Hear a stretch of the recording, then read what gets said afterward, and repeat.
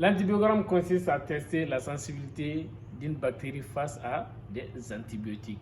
Bonjour et bienvenue dans cette vidéo. On va vous montrer de façon détaillée la technique de l'antibiogramme en milieu liquide. Parce que vous connaissez déjà les deux méthodes qui sont généralement utilisées.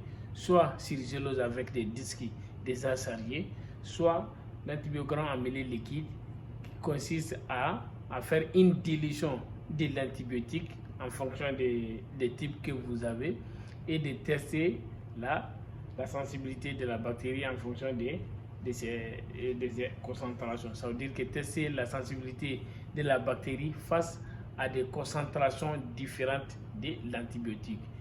Maintenant, on va vous expliquer ça, cette technique-là, vous les montrer et puis faire une comparaison entre la méthode de dilution et la méthode sur la gélose. Et on va vous parler de l'avantage de la méthode de la dilution et son inconvénient, ainsi que l'avantage de la méthode de la gélose avec les disques déjà servis et leurs limites. Maintenant, pour ce faire, voici ce que vous avez besoin pour faire. Vous avez besoin d'abord de la culture hygiène de 24 heures monomicrobienne. Vous avez besoin des types qui sont là, n'est-ce pas? Des types qu'on a numérotés de 1 jusqu'à 9 types. Vous avez besoin du bouillon qu'on appelle les Miller Hinton. Vous avez besoin de l'antibiotique. Alors, la première phase consiste à faire ce travail-là, la préparation de l'antibiotique. Maintenant, la solution mère. Ce qu'on veut, c'est avoir 1 ml à une concentration de 128 microgrammes par millilitre. Alors, lorsque vous avez l'antibiotique qui est là en poudre, c'est ce que vous allez faire. Maintenant, vous allez peser 1,28 mg que vous allez mettre dans 10 ml d'eau stérile. D'accord? D'eau distillée stérile. Maintenant, regardez, vous avez vu, vous allez peser 1,28 mg de la poudre de gentamicine que vous allez diluer dans 10 ml d'eau distillée stérile, n'est-ce pas? Et lorsque vous faites ça, vous avez une concentration de 128 microgrammes par millilitre. Et voici les séries de types qu'on a pris. Les types T0, on a T1 jusqu'à T9. D'accord? Alors, ici, nous avons déjà fait cette dilution, vous voyez. Ça, c'est une concentration de 128 microgrammes par millilitre. Voici les types T0. La première des choses qu'on va faire, vous voyez, vous réglez la pipette à 1000 microlitres, ça veut dire 1 millilitre. Nous allons prendre les Miller Hinton qui est là, et regardez, vous voyez, on va mettre la hotte en marche.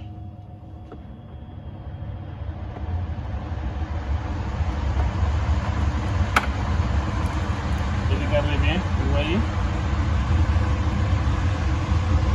Maintenant, on va mettre 1 ml de Miller Hinton dans chacune de ces types, d'accord? Vous allez mettre 1 ml dans chacun de ces types de Miller Hinton. Travaillez dans des conditions de safety.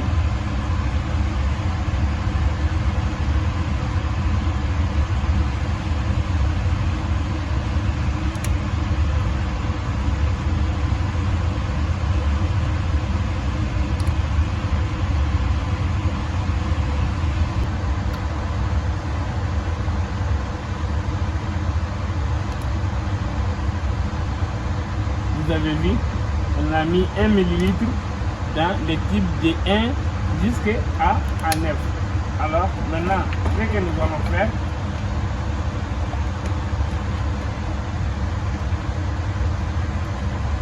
regardez l'antibiotique qui est là, vous voyez, on a fait cette dilution là, et regardez, on a eu 1 ml qui contient, on va prendre 1 ml de la solution de l'antibiotique à une concentration de 128 microgrammes par millilitre. Vous voyez? Et on va les mettre dans le type T0.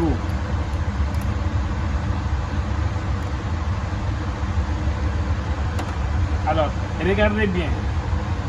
Dans les types T0, maintenant, ce qu'on va faire, on va prendre 1 millilitre, les 1 millilitre du type T0, qu'on va mettre dans les 1 millilitre du type T1. Vous mélangez très bien, vous voyez. Maintenant, vous allez prendre 1 millilitre du type T1 que vous allez mettre dans le type TD. Vous voyez. Vous allez bien mélanger. Après, vous allez prendre 1 millilitre du type TD que vous allez mettre dans le type T3. Vous mélangez encore. Vous allez prendre 1 millilitre du T3 que vous allez mettre dans T4.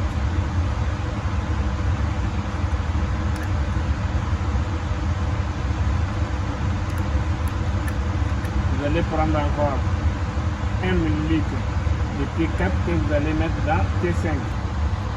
Voilà, on mélange encore. On va prendre 1 millilitre de T8 que vous allez mettre dans le T9. Vous voyez. Maintenant, on va prendre 1 millilitre du T9 qu'on va éliminer dans l'eau de contamination. Maintenant, regardez bien, voici les différentes concentrations qu'on a. Voici le T0 qui est là. Lorsqu'on a fait la première dilution, on a 64 microgrammes.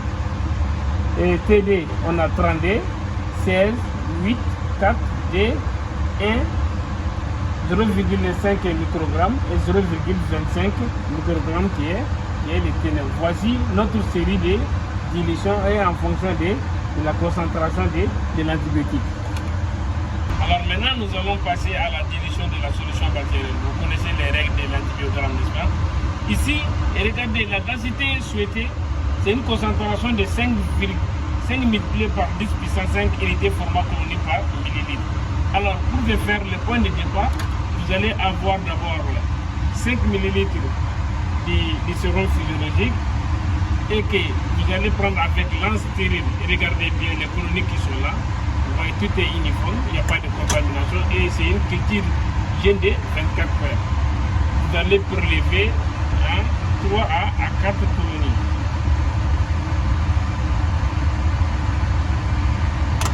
Que vous allez mélanger dans l'eau physiologique.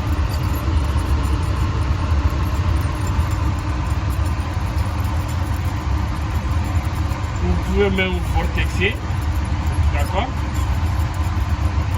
Il faut très bien mélanger. Et puis on a dit d'ajuster la solution à 0,5 McFarland. C'est-à-dire qu'à cette densité-là, vous allez avoir 1,5 par 10 puissance 8 unités format colonie par millilitre. D'accord? Maintenant, une fois que vous mettez 3 à 4 colonies, vous allez lire la densité au densitomètre. Lorsque cette valeur-là est inférieure à 0,5, il faut ajouter des colonies. Maintenant, quand cette valeur est supérieure à 0,5, ça veut dire que vous allez ajouter du sérum physiologique pour l'ajuster à 0,5. Au départ, il faudra avoir une concentration de 1,5 multiplié par 10 puissance 8 bactéries unité format colonie. Vous voyez? Voilà, maintenant, vous allez ajuster ça à 0,5 McFarland. D'accord? Lorsque vous ajustez ça, on va se débarrasser de l'anse. Vous voyez? Maintenant, et regardez, voici notre solution bactérienne. Ici, la solution qui est ensemençable, c'est une concentration de 5 multiplié par 10 puissance 5 unités format colonie par millilitre. Alors, ce que nous allons faire, c'est la dilution à 1 sur 200. Vous allez prendre 100 microlitres de la solution à 10 puissance 8 que vous allez mettre dans 19,9 millilitres de millilitres en tonne. Voici les 19,9 millilitres de millilitres en tonne. Alors nous allons régler ici notre pipette à 100 microlitres. Maintenant vous voyez 100 microlitres que nous allons prendre dans notre dilution. Regardez.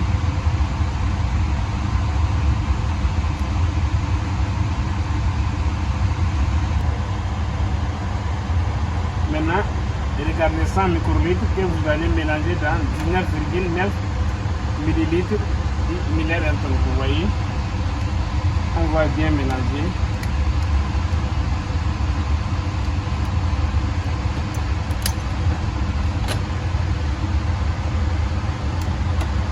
Vous voyez, avec cette concentration-là, on est arrivé à 500 000 bactéries par millilitre. Vous voyez, il faut bien mélanger. Nous allons régler maintenant la pipette à 1 millilitre encore. Vous allez mettre 1 millilitre dans chacun des types de 1 jusqu'à 9. Quand vous pipettez et regardez, la pipette ne touche pas les types.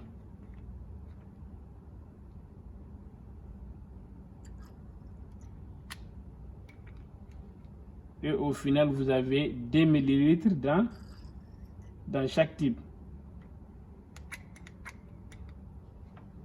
Par finish, on a un type à côté. Regardez, c'est le type qui est là. C'est le type témoin. On va mettre 1 millilitre aussi dans le type témoin. Vous voyez? Dans le type témoin aussi, on va ajouter 1 millilitre de Miller Elton. C'est-à-dire dans chacun des types, vous avez 1 millilitre. C'est un type témoin de la croissance.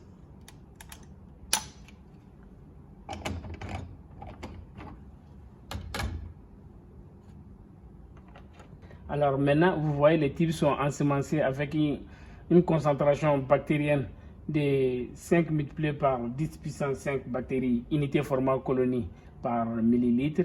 Et puis vous avez une succession de dilution de la xanthamycine.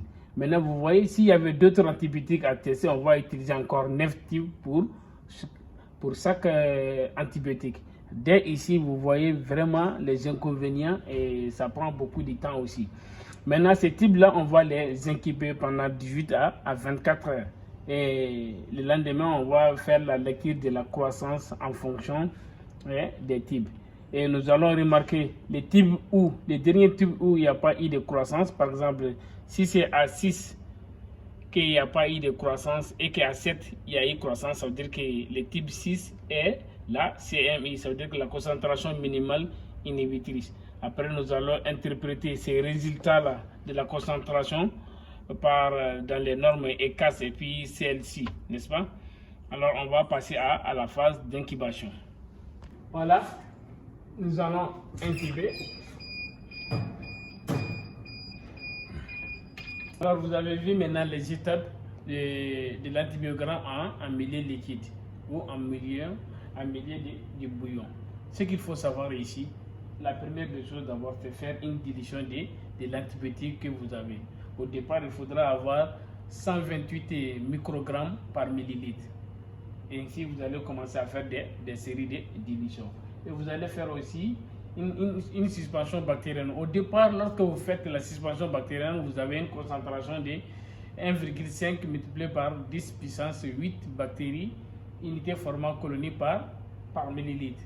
Alors vous allez faire la dilution à 1 sur 200 pour arriver à 500 000 bactéries par millilitre. Suspension là dans chacun de ces types que vous allez incuber. Et n'oubliez jamais les types témoins. Travaillez toujours dans des conditions d'exception. Chaque fois que je vous rappelle, je vous parle parce que je vous explique. Sinon en bactériaux, vous ne devrez pas travailler en fait. Vous ne devrez pas parler sur les préparations en fait. Et lorsque vous ajustez aussi la concentration bactérienne, ayez un densitomètre ou bien vous pouvez avoir le type témoin de McFarland. Aujourd'hui, de façon industrielle, vous pouvez avoir un type témoin de McFarland. Un type qui est coloré, vous allez faire votre suspension bactérienne à chaque fois vous allez venir faire une comparaison. Ce qui n'est pas aussi valable que ça, parce que ce n'est pas aussi sensible que faire la lecture au densitomètre. Alors nous allons attendre demain pour voir l'évolution de la culture et comment il faut interpréter la concentration minimale inhibitrice. Un bon travailleur, c'est celui qui fait son labeur quotidien avec amour et conscience. Alors, au lendemain de la culture, nous allons récupérer les types là-dedans dans l'incubateur.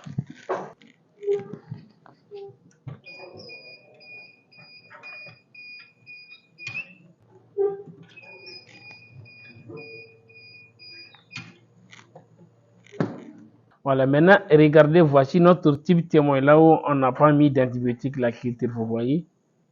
Vous voyez comment ce trouble yaï culture, regardez très bien. Vous voyez. Maintenant, nous allons commencer à faire la lecture avec les types témoins. Nous allons commencer d'abord par les 64 microgrammes.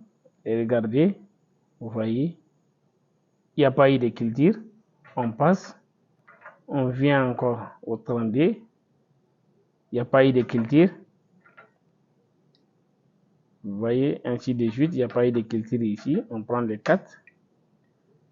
Les types numéro 4. Il n'y a pas eu de culture. On passe au 5. Vous voyez, il n'y a pas eu de culture. Maintenant, on va prendre les 6. On secoue. Vous voyez, quand vous remarquez très bien, vous allez voir qu'il y a eu culture ici. Vous voyez. Vous voyez que ce milieu, il y a eu de culture. Alors, vous voyez, arrivé au type numéro 5, il n'y a pas eu de culture. Mais arrivé à 6, il y a eu culture. Alors, le type 5 serait la concentration minimale inhibitrice. Alors, maintenant, pour l'interprétation des résultats, vous avez vu, ici, il n'y a pas eu de culture, mais à 6, il y a eu culture. Alors, le type 5 serait la concentration minimale inhibitrice. Alors, regardez bien. Le premier type, c'est 64 microgrammes. Le deuxième type, 32. Le troisième, ça fait 16. Le 4, ça fait 8. Le 5, ça fait 4. N'est-ce pas? Alors, ici, 4 microgrammes serait la concentration minimale inhibitrice. Maintenant, pour l'interprétation des résultats selon ECAS et CLC, ici, nous avons l'interprétation de l'antibiotique qu'on a testé de la gentamicine. Selon les seuils de ECAS, il a dit si c'est inférieur ou égal à 4, ça veut dire que c'est sensible, n'est-ce pas? Maintenant, quand c'est supérieur à 4, on a dit que c'est résistant. Alors, la valeur qu'on a eue, c'est 4. Alors, ça serait, l'interprétation serait sensible. Parce qu'on a dit quand c'est inférieur ou égal à 4, ça veut dire que c'est sensible. Mais quand c'est supérieur à 4, ça veut dire que c'est résistant.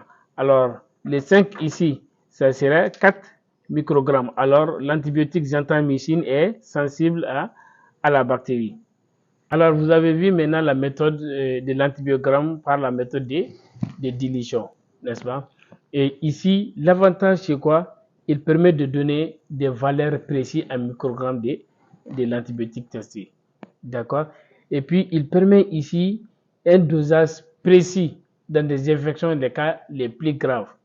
Il est plus sensible aussi par rapport à la méthode de disque de diffusion. Alors, ici, son seul inconvénient serait quoi? Et regardez le nombre de types qu'on a utilisé pour la gentamicine.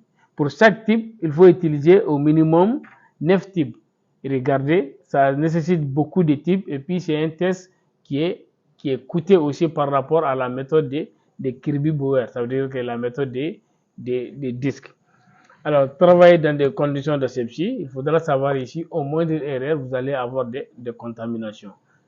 Un bon travailleur, c'est celui qui fait son labeur quotidien avec amour et conscience.